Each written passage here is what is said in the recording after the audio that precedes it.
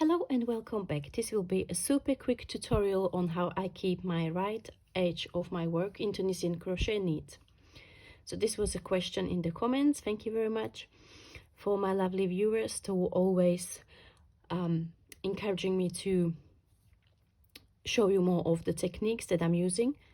So this is a very simple thing that I'm doing while I'm making my Tunisian crochet project. When I'm starting the next row, I try to keep the tension on the yarn very strong so the loop is not loose, and I do that for few of the first stitches because they will loosen up a little bit. But if you keep quite strong tension on the first few stitches, then the work will be neat and you won't have uneven stitches and loose loops.